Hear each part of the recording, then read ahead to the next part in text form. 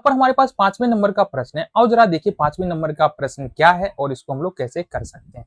तो 5वें नंबर का प्रश्न है हमारे पास, निम्नलिखित बहुपदों को एक चर, दो चर और तीन चर इत्यादि वाले बहुपदों में बांटे। तो बेसिकली हमारे पास बहुपद दिया गया है, ये बात तो कंफर्म है कि ये सारे के सारे जो है ये बहुपद है ही। बट यहाँ पर हमको क्या करना है ना कि एक चर वाले बहुपद, दो चर वाले बहुपद और तीन चर वाले या चार चर वाले जो भी बहुपद है उसके बारे में यहाँ पर हमको बताना है कि दिया गया बहुपद एक चर में बहुपद है, दो चर में बहुपद है, तीन चर में बहुपद है या चार चर। देखो इस तरह के प्रश्नों को करने के लिए हमको करना क्या पड़ेगा, जो भी प्रश्न है ना उसको देखो और उसमें खोजो कि अंग्रेजी के कितने अक्षर तुमको दिख रहे हैं, अलग अलग, सेम नहीं, अलग अलग, अलग अलग कितने अक्षर दिख रहे हैं। अगर जितने अलग अलग अक्षर दिख रहे हैं उतने ही चर का बहुपद होगा। जैसे उदाहरण के तौर पर, हम उदाहरण तो है ही नहीं हमारे पास, चलो जी इसके बारे में बात करें। पहले उदाहरण के बारे में, यहाँ पर x नजर आ रहा है, x, तो x और x ऐसा नहीं है दो अक्षर हो गया, सेम अक्षर है ना तो एक ही गिनेंगे। फिर है y और y, सेम अक्षर है तो मतलब एक ही गिनेंगे। कुल मिला के दो अलग अलग अंग्रेजी के अक्षरों का प्रयोग, इंग्लिश लेटर का प्रयोग यहाँ पर किया गया है।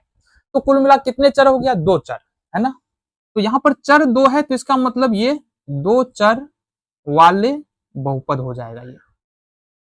ठीक है, कितना चर वाला बहुपद, दो चर वाला बहुपद।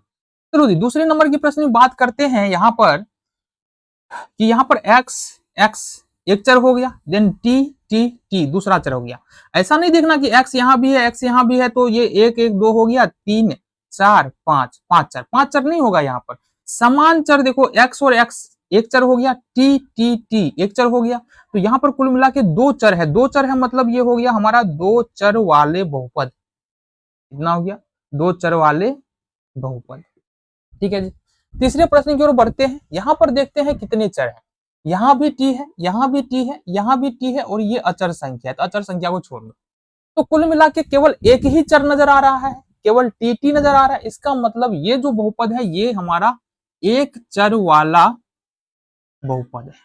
क्या है, एक चर वाला बहुपद है। लास्ट चौथे नंबर का प्रश्न है। चौथे नंबर का प्रश्न क्या है, देखो x x एक चर हो गया, y y दो चर हो गया, z z तीन चर हो गया।